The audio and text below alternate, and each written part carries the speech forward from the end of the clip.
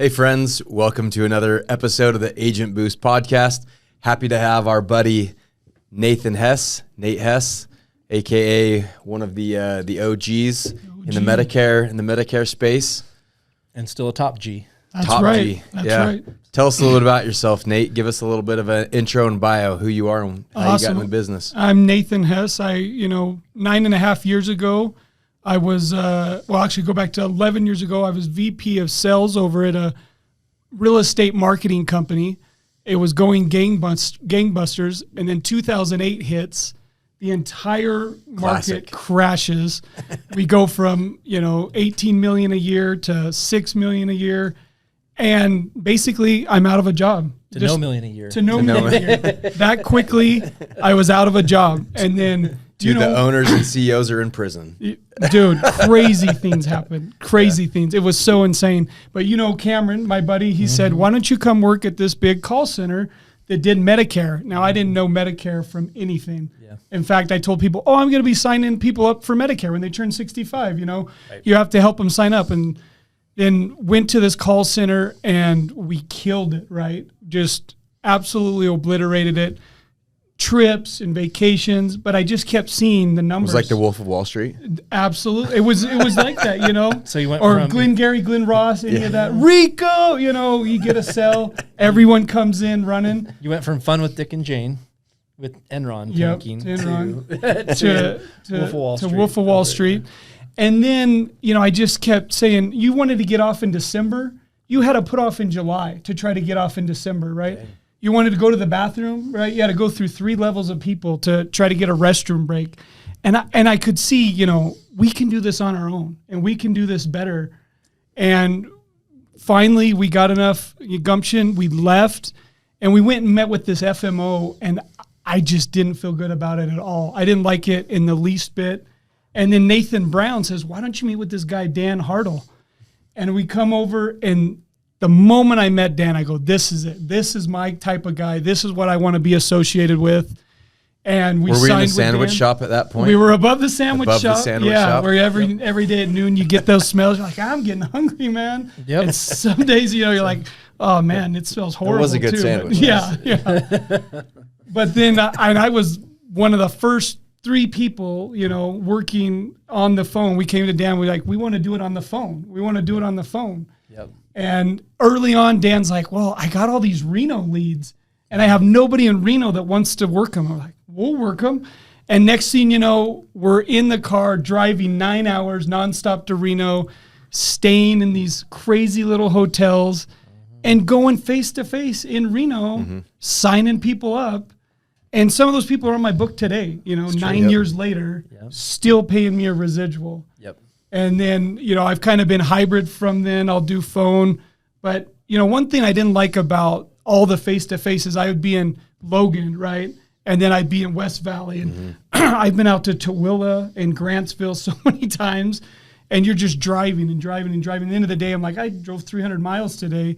Yep. So that's why I really like doing most of it on the phone now. Well, and to give perspective to people listening too, all those places he's naming are windshield time. It's like an hour, 2 hours apart. So you're hitting an appointment, you're going an hour in the car, 2 hours. And anybody listening to this can relate, because even if you're in a big metro city and you're just in traffic, even to get across town is 45 minutes or an hour. So it just was not, what you're saying is it's really not that efficient. It wasn't as efficient. You get to listen to your podcasts, you get to call your customers and all that. Yeah. But not an efficient way to do business. They wouldn't be there. And I would call, we call it in Spanish, nos dejo con cuello, right? Yeah. They left us with neck. They just left you standing. You drove all that way and they're not there. And on a phone, if I miss a phone appointment, no problem. I got another one 10 minutes later, and just knock it out all day on the phone now. Yeah, so the last year that I actively sold windshield time, I calculated, and during AEP, I spent 1/3 of all of my time driving, and kind of what was like the nail in the coffin for me being a full-time face-to-face agent, where I was like, I got to do at least a good portion of this over the phone, was I'd driven all the way through that canyon, risked my life in a snowstorm going to Price, there and back, and my appointment confirmed on my way out there and said they were going to be there, and then they stood me up. And I had another appointment right after that, stood me up as well, and I was just like, I wasted 4 hours, risked my life, only to get stood up to make maybe $300. You know, I got to kick in the nuts. Yep. Yeah, exactly. It's what you got. Right. Yeah. You could stay home for that. Exactly. You can do your point, Nate. So you're hybrid. I mean, so you still do a couple, you know, you're situationally to go help people. Yeah. And I give them the option, especially here in Utah. I'm like, look, I can come to your house. You can come down to our office. Or if you want, we can just do it over the phone. And now that Medicare's really opened up online enrollment portals, I mean, I have, you know, I would fill out, you know, a whole paper application, put little stickies everywhere that they had a sign, put a self-addressed stamped envelope, get it in the mail, and just pray that they could figure it out and mail it back to me. Yeah. Yep. You know? Or then they go on your list and then they're on your drive-by. You got to go drive by and knock on the door, collect those apps. Yeah. Yep. And one thing you just mentioned that I always bring up to agents too is doing both, right? Being able to give people options. And that's what I always say. I give people their options, let them choose. But for agents who are doing it both ways, I always say, look, only have like a day or two a week that you do windshield time face-to-face appointments, you know, and when you're booked up, if you have a client that you're on the phone with, you say, hey, I can come out to your house in person absolutely in 2.5 or 3 weeks. But if you have 20 minutes right now or 30 minutes, we can just knock it out over the phone. What do you prefer? I mean, if you phrase it that way and actually schedule that face-to-face appointment a couple weeks out versus it's 10, 15 minutes, 20, 30 minutes right now on the phone, most people will choose that. You know, and so that's like the easy way. If agents are listening to this and they're more traditionally field, that's one way to start slowly and easily transitioning over to being kind of a remote or a phone agent. Yeah, one thing I found early on too that I actually liked a lot more of having clients come down to your office or doing it even over the phone was I had my command center, right? Like you have your screen set up and we have all these systems. You can quickly look people up. When you go in the home, sometimes you're like, what's your Wi-Fi? And they're like, oh, it's over there under my router, you know, and you got to go over there and you're like the 27 hexadecimal code. And they're like, oh, it doesn't work anyway. And you're sitting there trying to navigate all these things on your laptop or pull out, you know, the books and navigate back and forth between formulary and formulary. And so it just became at least more convenient. I felt like I had access to better information quicker when I was able to just kind of, you know, look things up like that. It felt a little bit more efficient. Yeah, versus like, I guess we're putting you on Aetna. Yeah. Because your meds are covered. Well, what's this one? This formulary? Okay, that looks like it's good. And especially during COVID, you know, these people really got into not going anywhere. So very welcome to do it over the phone. You know, I remember also when I first got into it, Dan was like, well, I got some Walmarts. You want to go sit in a Walmart? And so I would sit there in a Walmart lobby. Things were very different back then, by the way. Very, very different. Very different. Waiting, hoping somebody would have trouble at the pharmacy, so they'd come over to me, sit down with me, and want to, you know, upgrade their situation. Did you follow all the rules and make sure to stay so many feet away? And did you put your hands behind your back and make sure you don't approach them or say anything to them? They positioned me right by the bathroom, right by the bathroom. And I would just watch people. This guy was on a jazzy scooter 8 times trying to get in and out of the bathroom. I'm like, do you need some help, sir? You know, and then he's like, yes, walk me into the stall. and can you wipe for me? Yeah, that type of a thing. But I did that. Dan hooked me up at Steward Healthcare System. I was in the lobby of the hospital. People are there, you know, life and death situations. They're sick, and you're just hoping maybe they want to talk about Medicare today during their colonoscopy. They're like, ooh, you got your bill denied for that emergency room. Yeah, like how much was that? Well, let me review But then again, those. the rules are you can't go in an area where they're waiting to receive services, so you can't go talk to them after they've checked in and they're sitting in the waiting room while they're doing nothing anyway. Absolutely. But you got to sit in a common area just as they breeze past. So what was the most apps you ever wrote at Walmart? Because some agents these days in some parts of the country will murder each other over a potential Walmart opportunity. Crips in the Bloods fighting over that booth. You know what I mean? I did 6, all AEP one year. I mean, it wasn't my main, but it was one thing I did. 2 of them to this day are on my book. So, you know, and that was 8 years ago maybe that I did that in that Walmart. So, you know. 8 or 9 years ago, I did a Kroger, I did a Smith's, and you have to file all of the, you know, and then you're there, you're committed, right? And I had 22 shifts. I wrote 22 4-hour shifts. So that's 88 hours that I was committed to. I wrote 4 apps. Yeah. And I got one of only 2 CTMs in my entire career was a lady that rolled up to me in a Jazzy and pulled out the secret shopper form. She had 7 pages, and I could see on there that it was a CMS secret shopper form. And she stood and stared right at me and filled it out. And I said, "How are you, ma'am?" And I greeted her while she filled it out. And she marked that I called her over. Remember when you couldn't you can't call them over to your can't booth? Woo them or entice them over. And so sure enough, supposedly. I sat and watched this lady awkwardly stare at me for 15 minutes. With a clipboard? On her Jazzy and fill it out with the clipboard and then roll away. And then I got a complaint the very next day. And I was like, she said I called her over. I just said hello when she was awkwardly staring at me 3 feet away when she filled out the secret shopper. So that CTM got dismissed, but I wrote 4 apps. I did write a book while I was sitting there. I wrote a book that one day might see the light of day. Nice. Funny things you see at Walmart, something like that, or at a Kroger? That was a science fiction book. That's how bored I was. I was just sitting there for hours and hours on end writing science fiction in my head because no one was approaching I couldn't talk to anybody.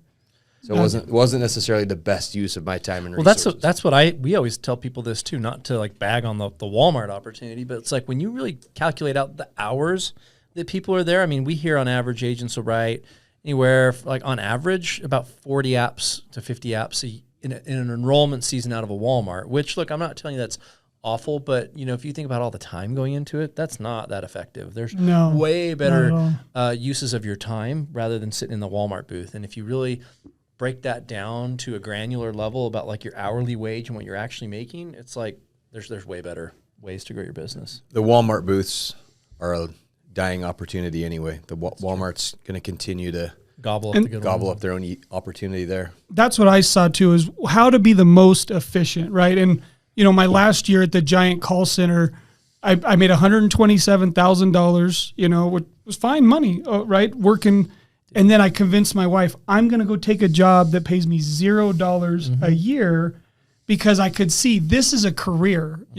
I'd had so many jobs where you blow out the commission structure and then they're like, we're going to change the commission structure. We had no idea you would sell this many. And that happened to me over and over and over again. And I said, I don't want to do that anymore. And the first time you're taught about Medicare, you're like, this is a career, right?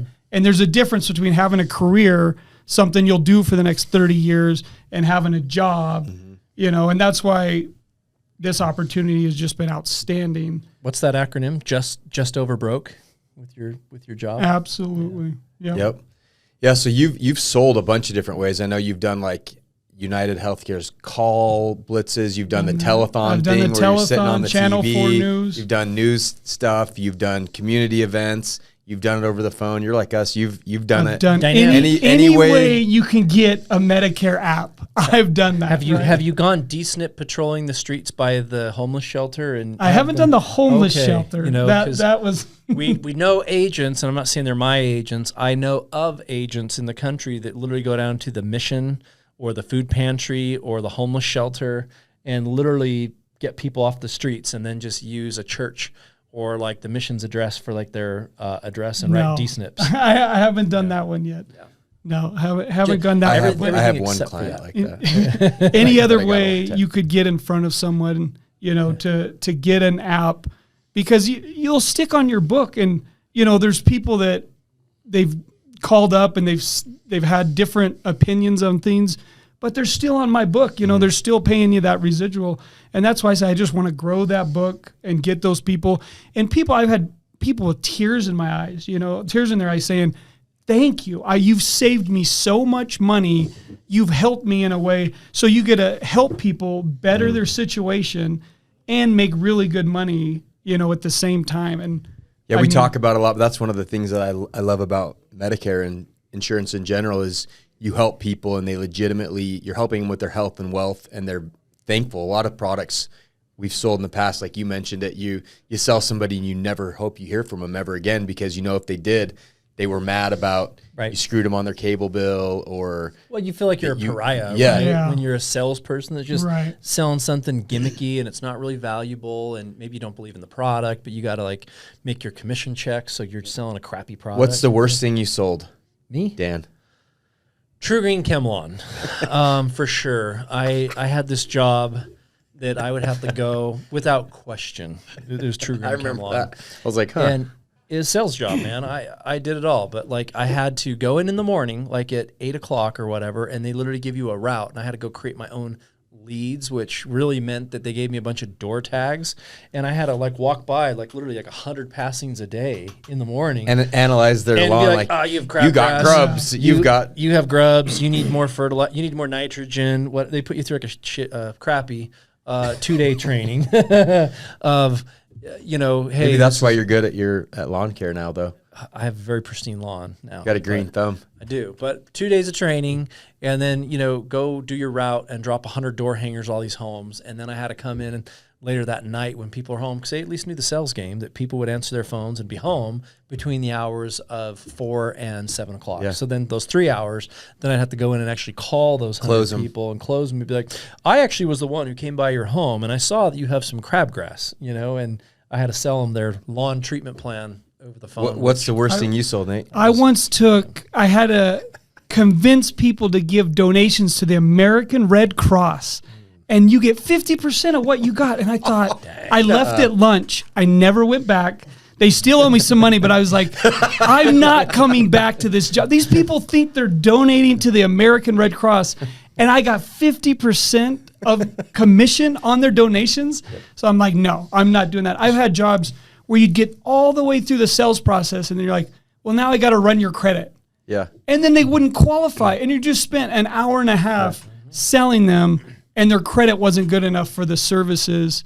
I've had jobs where their owner came in, he's like, we're out of business. Sorry, everyone. There's some coupon books in the back. You're welcome to take those and sell them door to door. I'm like, I just sold 3 of your products. Right. You owe me, and you're not getting any final checks, and that's why when you see how Medicare is set up, you're like.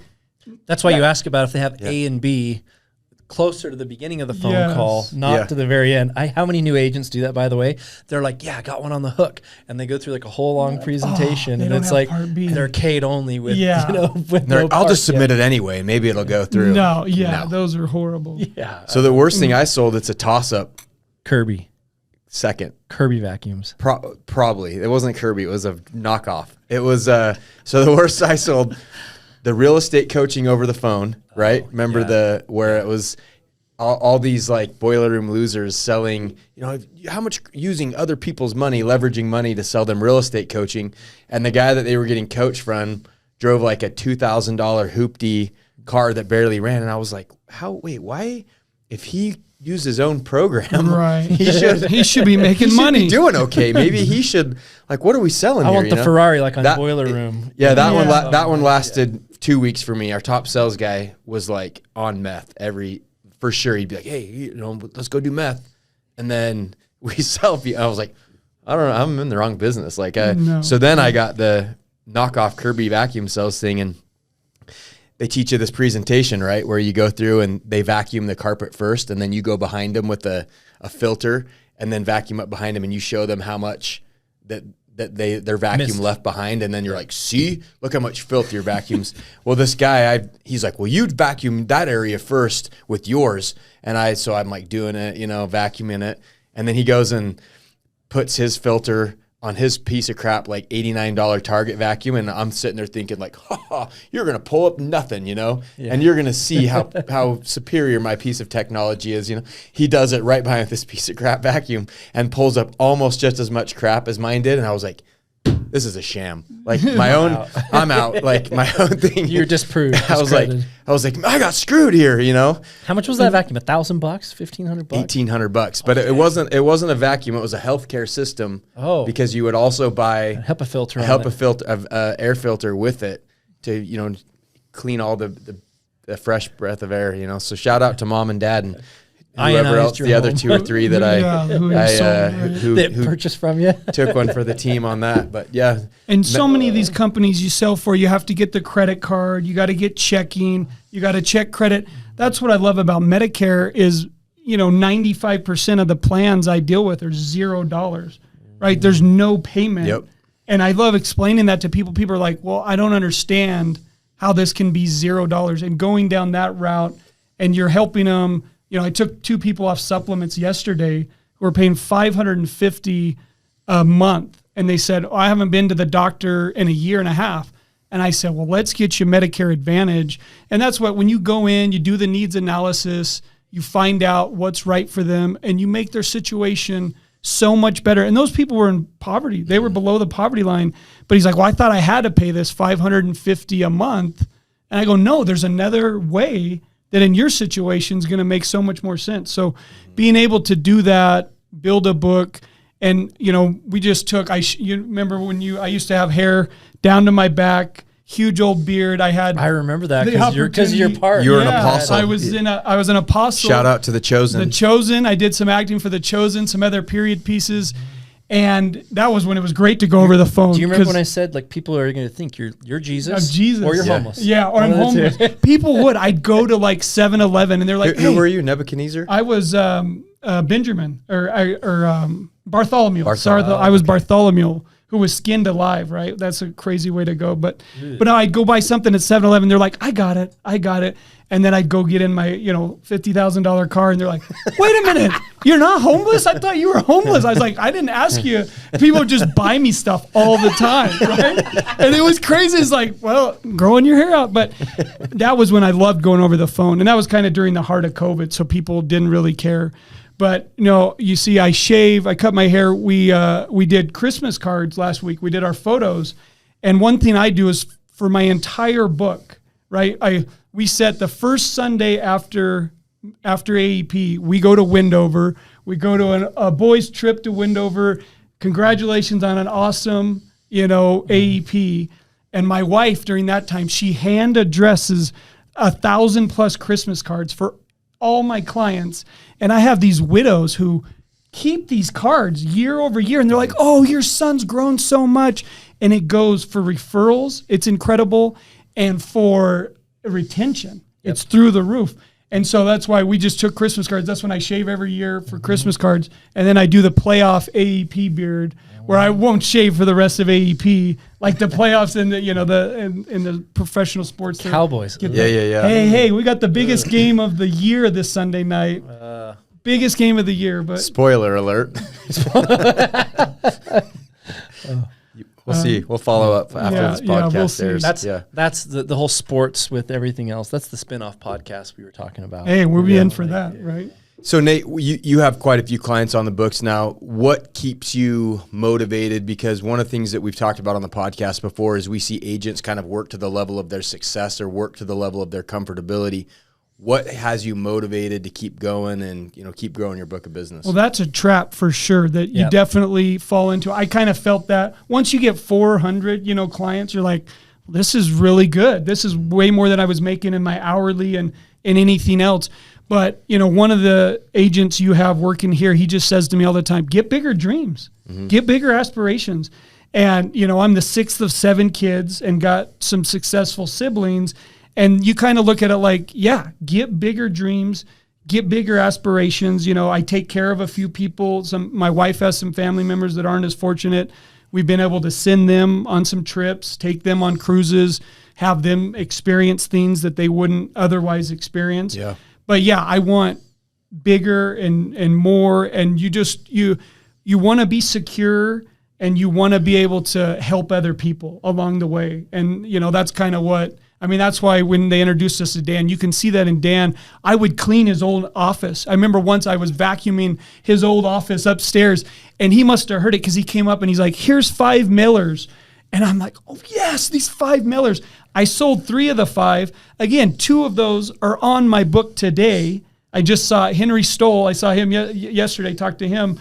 And that was 9 years ago. But I would do anything I can because Dan was letting me use this office for free. I'm like, anything I can. And Dan would just hand you some mailers, some leads, some BRCs, and you churn those into gold. I mean, they just, we talked about Glenn Ross a lot. I need the Glenn Gary leads. I need better leads. Like, all leads are gold in the hands of the right person, And that's what we used to talk about Glenn Ross all the time. And, I really found that. But I just say bigger aspirations, more success, and just being able to help people really is the key.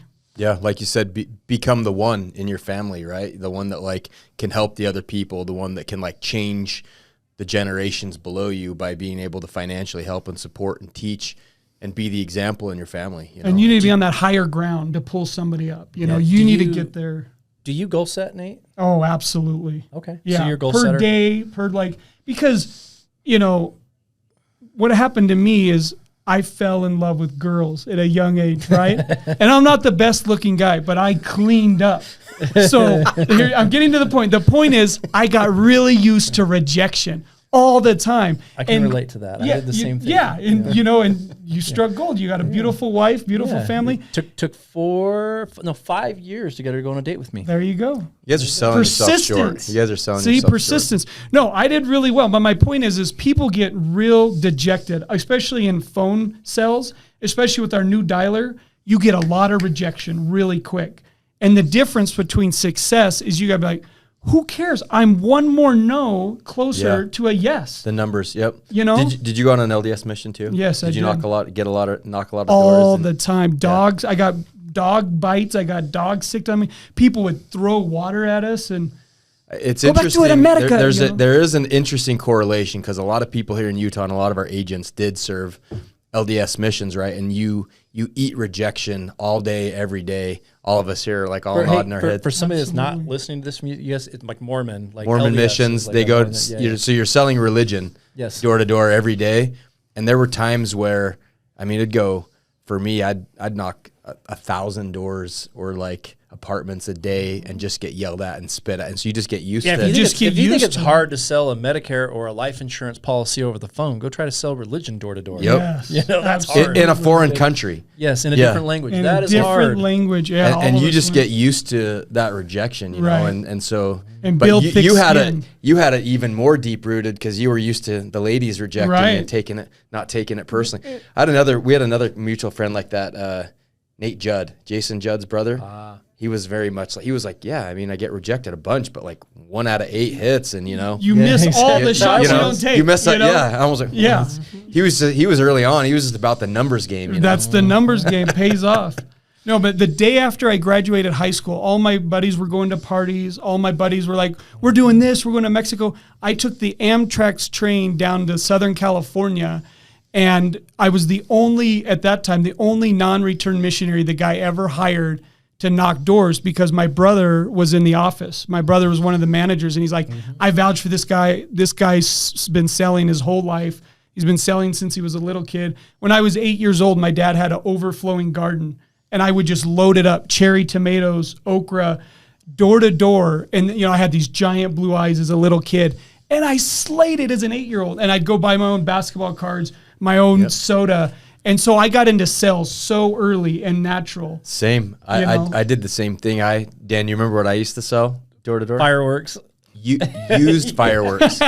Used fireworks. I thought fireworks were so cool. The day after the 4th of July, I'd go like those Chinese pagodas and the tanks, and then I'd go sell them door to door.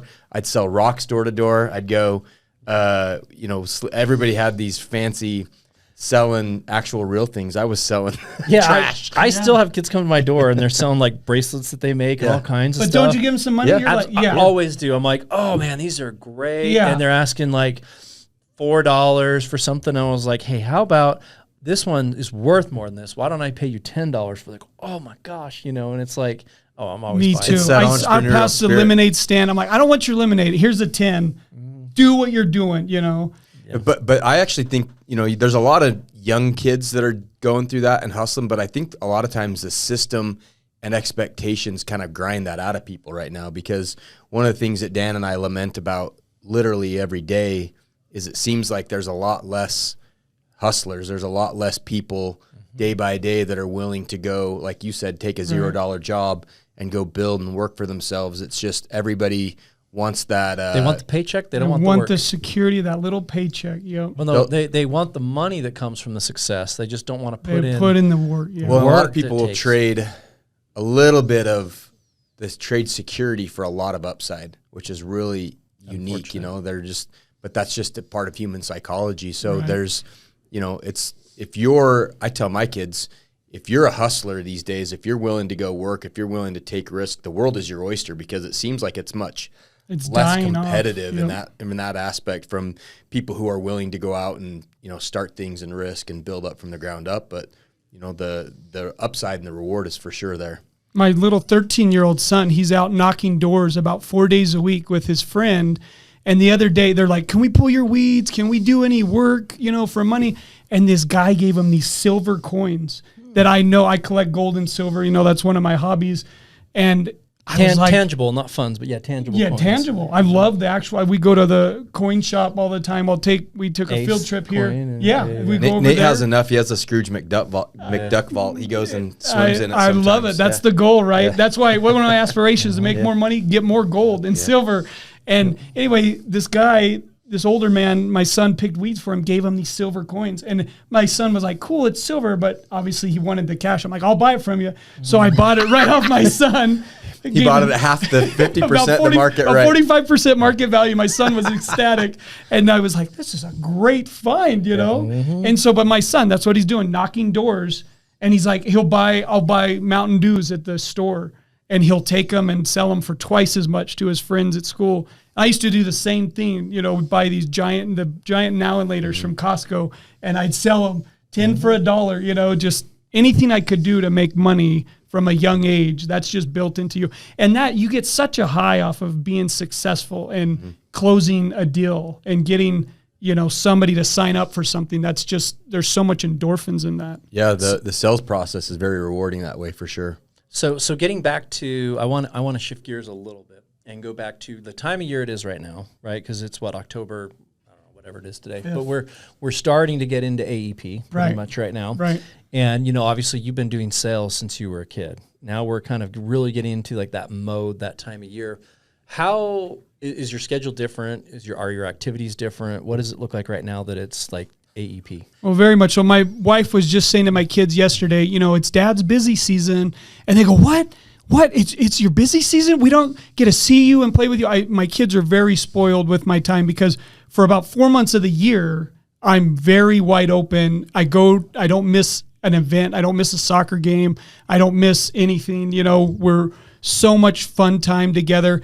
And they go, oh, great. You're not going to be able to take us to school. You're not going to be able to do this. I go, guys, don't you love going on cruises? Don't you love doing the fun things? So my schedule changes, and then I get up way earlier right now than I ever have. I try to get a little exercise in. As I was saying yesterday, I was having some heart palpitations, because there's some stress, there's some anxiety to AEP. You want to protect your book at all costs. In the beginning here, You want to make sure you're reaching out to all your clients and saying, hey, I got you if there's any changes. But yeah, I try to get to bed earlier than I do. And then, but the first 2 hours, we get home, we try to do something with the family. My kid turns 16 tomorrow. And mine just did this week. Really? He's my firstborn. So he's driving my Tesla last night. I'm trying to get, I haven't been teaching him very much. And I go pull into the driveway and he can't make the turn. He's coming right at this huge landscaping rock. I'm like, brake. He can't find the brake. But luckily in the Tesla, as you know, you just take your foot off the accelerator. He stops about 8 inches short. I'm like, okay, we're doing the minivan from now on. You're not driving my car anymore. We're practicing in the minivan. Tesla should have just saw that rock and stopped. I know, and it should have, but that's right. I think he just kept pushing the accelerator because he got a little excited. Elon's got some work to do. Still. Yeah, he's still got some bugs to work out. But no, my first, right when I get home, I got home at about 7:10 last night. I was here till then, and then it's just kids. I just play with the kids. We're playing soccer. We did the Tesla driving. As much time as I can get with them, because you still want to get that family time in, spend time with the kids, and then early to bed, early to rise, and yesterday I had 7.5 hours of talk time, and you can hear my voice. Sometimes people will meet me and they're like, you don't look anything like you sound. I thought you were a 70-year-old smoker or something. But it's funny. My 9-year-old daughter, she has the exact same raspy voice. We just have these weird raspy voices, which actually comes in handy. I was going to say, it's very good and very unique. Yeah, I always hear people on the phone. I'm like, I wish I could sound like you, especially like females. I'm like, I just sound. They like have it so easy. I sound like a jerk, and I do have a phone voice. It's the same voice that it's my wife voice. The phone wife voice. Like, oh. And I have allergies, which add to that. He does. hey, honey. Yeah, It's nice. everybody. Like, who is this? Why are you calling me? I gotta super tone it up, polish it up just so. What did I do? Why are you in a bad mood? I'm not in a bad I'm mood. not in a just bad busy. mood. What's up?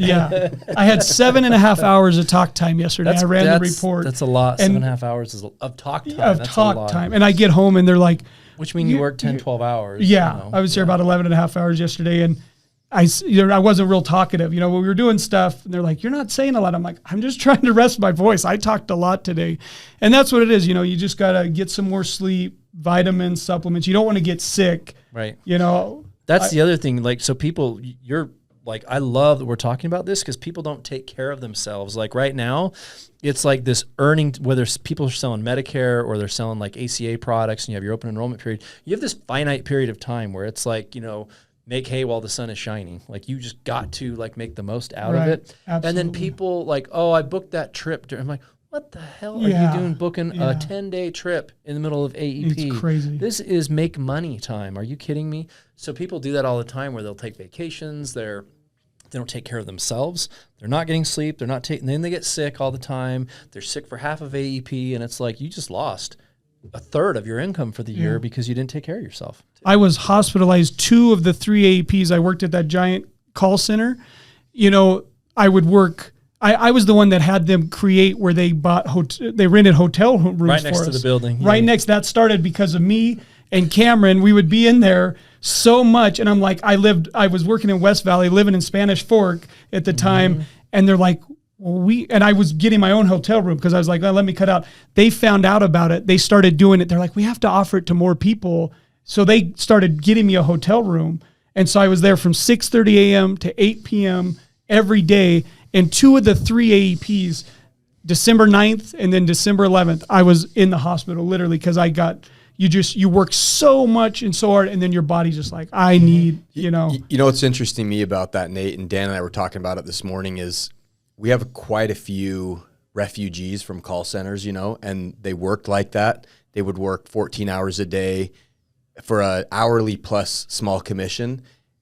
But what's interesting, going back to our point earlier, is how quick those people abandon or aren't willing to work like that when they're working for themselves. Right. When I'm going, you should. That's so backwards. It's counterintuitive. It's counterintuitive because now you're going to make more money. It's for you. It's not for the man. It's not for someone else. And you're going to make more money. But when that structure is just changed and you're left to your own devices, just so many people have a hard time holding themselves to that effort.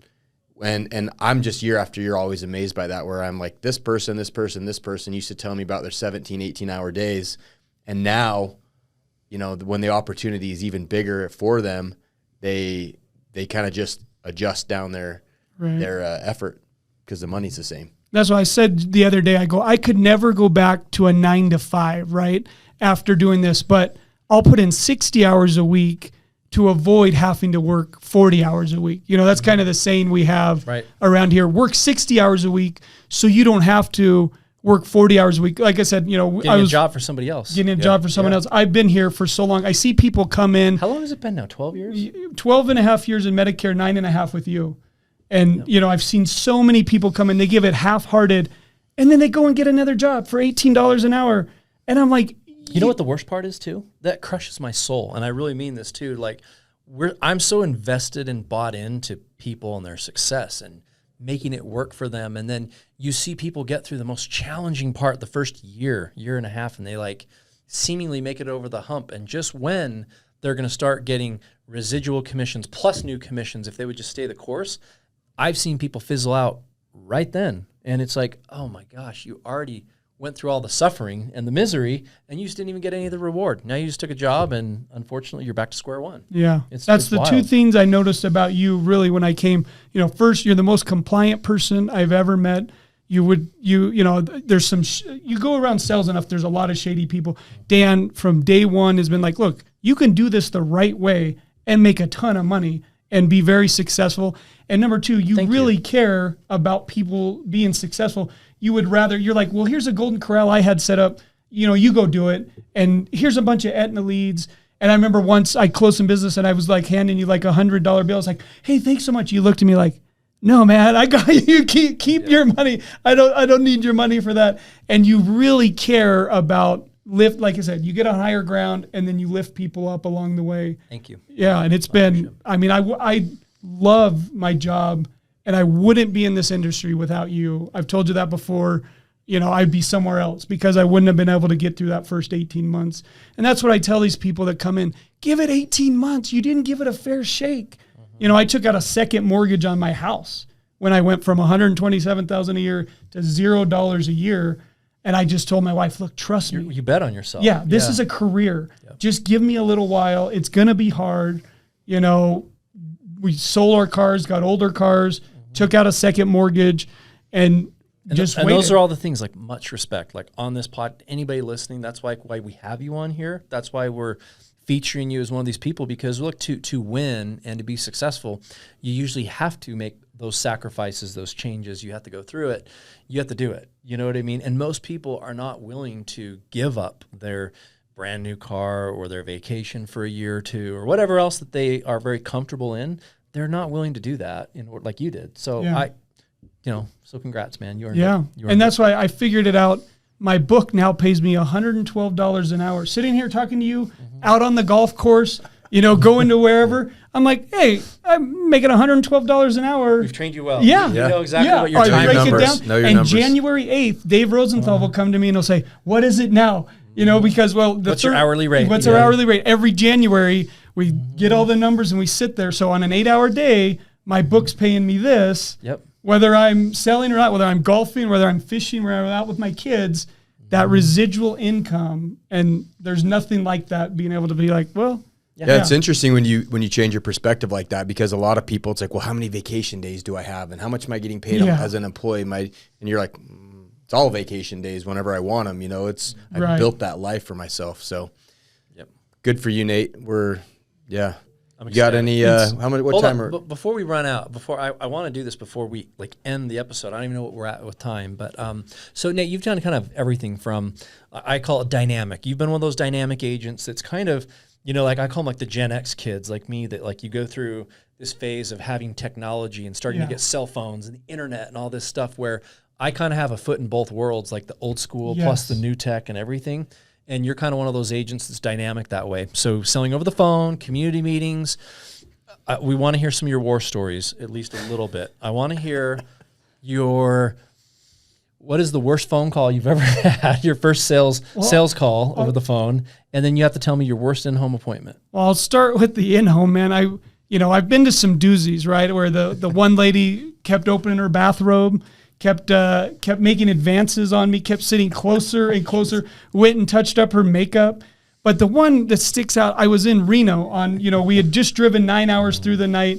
We got there like 8:30 in the morning. We stopped at a rest stop, freshen up the best we could, run over to our 9 o'clock meeting, and then two people in wheelchairs with no legs, right? They come rolling in. And about 10 minutes later, their disabled child, which we call the golden triangle, right? We call it the trifecta. The trifecta. You get the threefer, and your mind, they're like, oh, he has Medicare too. We're like, yes, this is going to turn into a threefer. I was hoping for 2. Now I'm going to get 3. Right. But he didn't have legs either. And so now I'm just bewildered, right? And I don't know how much I can ask. And I'm like, kind of so were you in the military? No. Well, how does it work out that all 3 of you don't have legs? Is that what you're kind of getting at? That's what I was getting at. Yeah. And Dan, to this day, don't know. I don't know why. They never volunteered. And my concern was doing 3 paper apps, and the house did not smell good, as you could imagine, with 3 people with no legs. That's terrible. Would have. So I was like, okay, I did all my probing questions. This guy does not want to volunteer. Why 3 people don't have legs in the family? And not make fun of, it was curious. And to this day, 2 of the 3, one of them since passed away, 2 of the 3 are on my book. Yeah. And I'll talk to him every now and again, but I don't want to be like, what happened, right? You should call him up. I think I have to. I just got to know. Morbid curiosity. No. Is there some sort of... What happened? But we signed up all 3 of those. We had a very successful Reno trip. I think you round up like 17 deals on that trip, Yeah, right? It was great. Yeah. And my very first AEP, I tell you, my first year doing this, I made $37,000. It was the best $37,000 I've ever made in my life, though, because it was mine. It was from my work.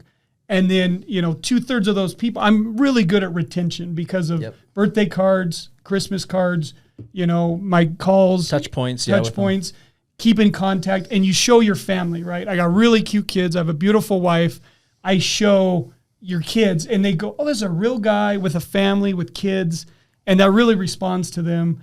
And it's just, I tell people, I couldn't have a better job in my life. I couldn't have found a better situation. We go to casino night, my wife, on the way home, you couldn't have found a better company to work for. I'm like, no, I could not have, And that's what this most recent casino night. This most casino night was awesome. I won a raffle again. Yeah. It was, it was incredible. And then you go to Windover, and they're not quite as friendly. No, they're not. They're not like, oh, 22. We'll let that slide. Yeah, I didn't see the 7. Roll the dice again. So shout out to all our agents out there. Keep producing. We'll fly you out for our big casino party. Yeah, absolutely. Do you got a funny, a memorable phone story doing it virtually? Dude, over the phone. This one, I just kept hearing like people screaming in the background, like just screaming. What's going on, Mike? Mike, what's going on? Just on and on and on. And then the phone kept getting disconnected and disconnected and disconnected. And I found out the dude was calling me from jail. Like, I don't even know how the dude somehow was like, because I had talked to him like weeks before, and I was like, and the dude called me from jail. And I enrolled him like over the phone while he's in jail. And I'm like, you're like, hey, by the way, if you go to prison, you do lose your Medicare Part B. When you get, So this plan won't take effect if you lose your Medicare B. But hey, when you get out on the other side, hit me up. You'll have a guaranteed enrollment. So you'll have an SCP. You'll have an SCP. So that was crazy. So there's an opportunity for you. People fresh out of getting released. I don't know if that's the clientele that you want, but hey, you could always go network into the jail and get all those people as those releases. There you go. As they're released, right? Anything to get a Medicare plan. I tell you, I have my whole ward. I have my whole stake. I have my neighborhood.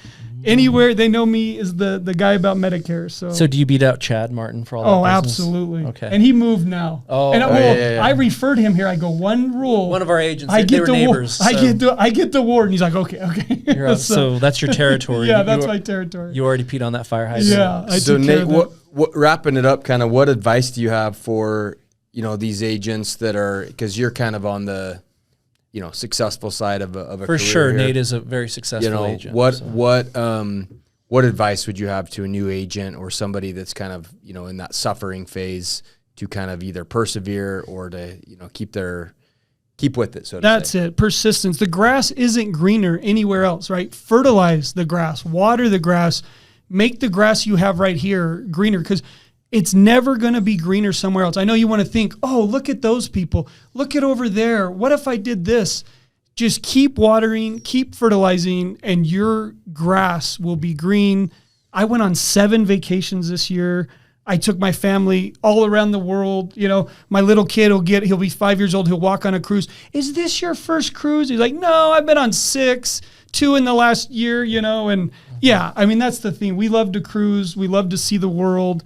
And it pays off. If you work hard, you get an opportunity to be successful and go on cool trips. And that's what it's about. Work hard, play hard, take care of people, do the right thing. Number one, always put that client first, and do what's right for them, and it's going to pay off. That's great advice, Nate. I was going to say there's people who prioritize going on a cruise or something first and then worry about everything else in the rest of their life after. And that's backwards. That's not the way we... It's also backwards. And I think you brought up something kind of before we wrap too, that, doing the right thing. Like my dad always said, it all come out in the wash, so to speak, that expression of, and I always used to tell agents that, sell some of them. If a SUP's right for them, sell them a SUP. If it's only a PDP, sell them the PDP. Right. If there's nothing to sell them, just walk away and say, hey, you know what? Keep your insurance that you have. It's good. You got the right product.